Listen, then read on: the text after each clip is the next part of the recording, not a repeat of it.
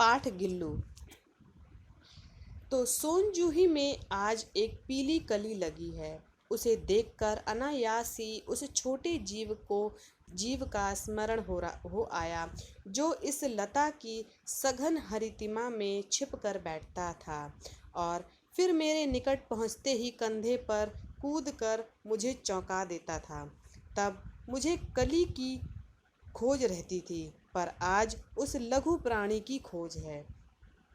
परंतु बच्चों, ये गिल्लू क्या है? गिल्लू बच्चों एक जीव है, जानवर है, जिसके ऊपर ये महादेवी वर्मा जी ने अपनी जो है कथा गद्य लिखा हुआ है।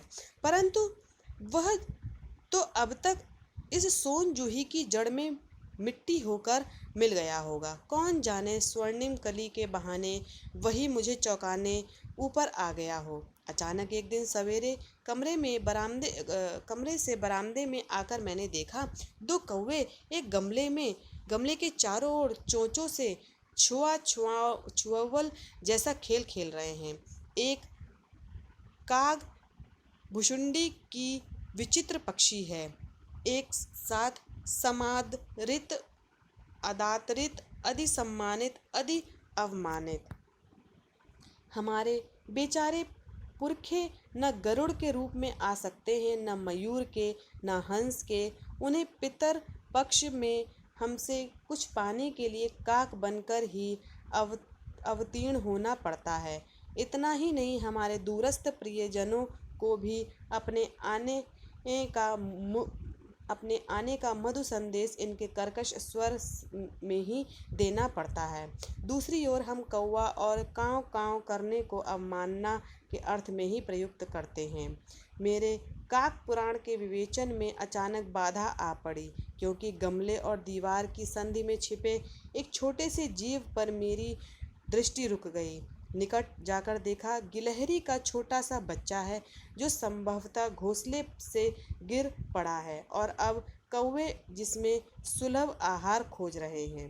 यानी कि बच्चों, जो इस पाठ में क्या है कि जो रचयिका बता रही हैं कि जो कौवा है, कौवे को तो लोग क्या कहते हैं कि अशुभ मानते हैं, लेकिन जो हमारे जो पितृ पक्ष में जो हम लोग भोजन देते हैं वो भी कौवे को ही देते हैं। और जब कोई हमारे यहाँ मेहमान आने वाला होता है तो उसकी भी सूचना जो है कौवा ही देता है, लेकिन उसके कर्कश स्वर को ही सुनना पड़ता है। लेकिन आज क्या हो रहा है, ये जो कौवे हैं एक छोटे से जीव को नोच नोच के खाने की कोशिश कर रहे हैं, और वो बेचारा क्या है, कौन सा जीव है, यह है गिलहरी का छोटा सा बच्चा।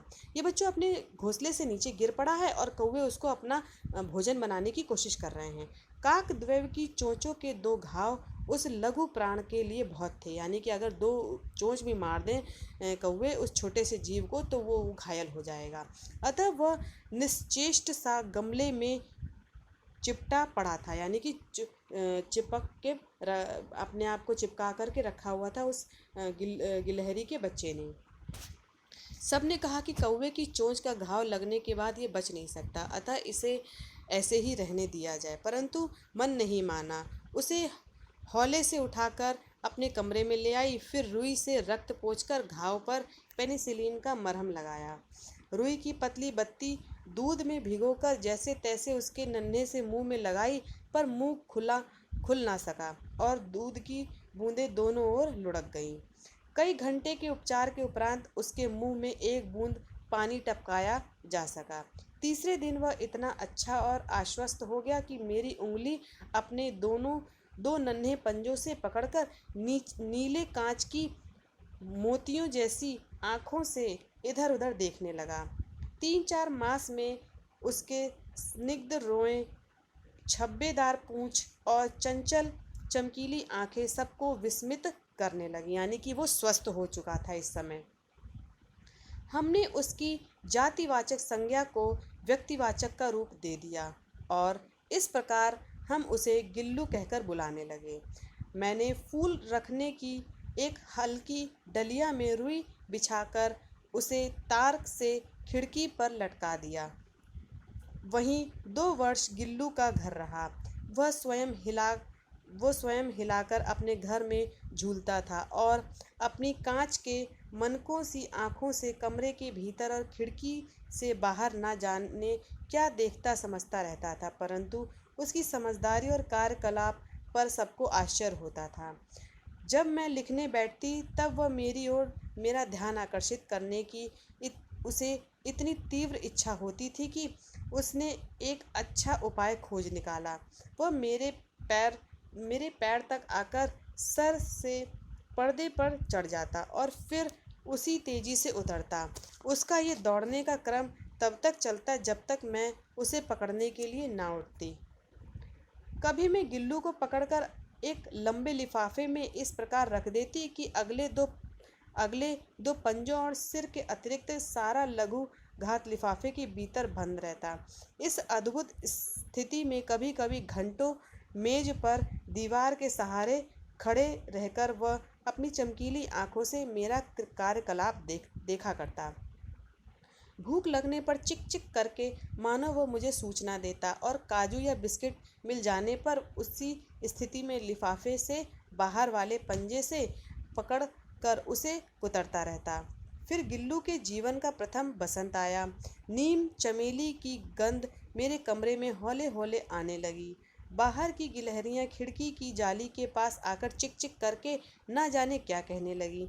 गिल्लू को जाली के पास बैठकर अपनेपन से बाहर झांकते देखकर मुझे लगा कि इसे मुक्त करना आवश्यक है। मैंने कीलें निकालकर जाली का एक कोना खोल दिया और इस मार्ग से गिल्लू ने बाहर जाने पर सचमुच ही मुक्ति की सांस ली। इतने छोटे जीव को घर में पले कुत्ते और बिल्लियों से बचाना भी एक समस्या ही थी। आवश्यक कागज पत्रों के कारण मेरे बाहर जाने पर कमरा बंद ही रहता था। मेरे कॉलेज से लौटने पर जैसे ही कमरा खोला गया और मैंने भीतर पैर रखा, वैसे ही गिल्लू जाली के द्वार पर भीतर आकर मेरे पैर से गिरा और सिर से पैर तक दौड़ लगाने लगा। तब से ये नित्य का क्रम हो गया। मेरे कमरे से बाहर जाने पर गिल्लू भी खिड़की की खुली जाली की राह बाहर चला जाता और दिन भर गिलहरियों के झुंड का नेता बना हर डाल पर उछलता कूदता रहता और ठीक 4 बजे वह खिड़की के बाहर आकर अपने झूले में झूलने लगता। मुझे चौंकाने की इच्छा उसमें न जाने कब और कैसे उत्पन्न हो गई। कभी फूलदान के फूलों में छिप जाता, कभी पर्दे की चुन्नट में और कभी सोन जूही की पत्तियों में। मेरे पास बहुत से पशु पक्षी हैं और उनका मुझसे लगाव भी कम नहीं है, परंतु उनमें से किसी को मेरे साथ मेरी थाली में खाने की हिम्मत हुई है, ऐसा मुझे स्मरण नहीं आता। गिल्लू इनमें अपवाद था। मैं जैसे ही खाने के कमरे में पहुंचती, वह खिड़की से निकलकर आंगन की दीवार, बरामदा पार करके मेज पर पहुंच जाता और मेरी थाली में बैठ जाना चाहता था। बड़ी कठिनाई से मैंने उसे थाली के पास बैठना सिखाया, जहां बैठकर वह मेरी थाली में से एक एक चावल उठाकर बड़ी सफाई से खाता रहता। काजू उसका प्रिय खाद्य था और कई दिन काजू न मिलने पर वह अन्य खाने की चीज़ें या तो लेना बंद कर देता था या झूले के नीचे फेंक देता था। उसी बीच मुझे मोटर दुर्घटना में आहत होकर कुछ दिन अस्पताल में रहना पड़ा। उन दिनों जब मेरे कमरे का दरवाज़ा खोला जाता, गिल्लू अपने झूले से उतरकर दौड़ता और फिर किसी दूसरे को देखकर उसी तेजी से अपने घोंसले में जा बैठता। सब उसे काजू दे जाते, परंतु अस्पताल से लौटकर मैंने जब उसके झूले की सफाई की तो उसमें काजू भरे मिले, जिनसे ज्ञात हुआ कि वह उन दिनों अपने प्रिय खाद्य कम खाता था। मेरी अस्वस्थता में वह तकिए के सिरहाने बैठकर अपने नन्हे नन्हे पंजों से मेरे सिर और बालों को इतने हौले हौले सहलाता रहता कि उसका हटना एक परिचारिका के हटने के समान लगता था।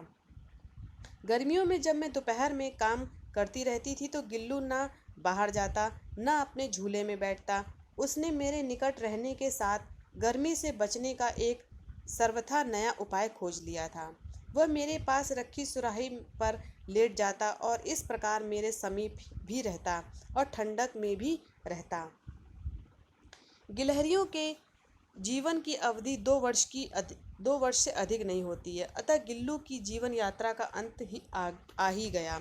दिन भर उसने कुछ ना खाया और ना बाहर आया। रात में अंत की यातना में भी वह अपने झूले से उतरकर मेरे बिस्तर पर आया और ठंडे पंजे से मेरी वही उंगली पकड़कर हाथ से चिपक गया जिसे उसने अपने बचपन में मरणासन स्थिति में पकड़ा था।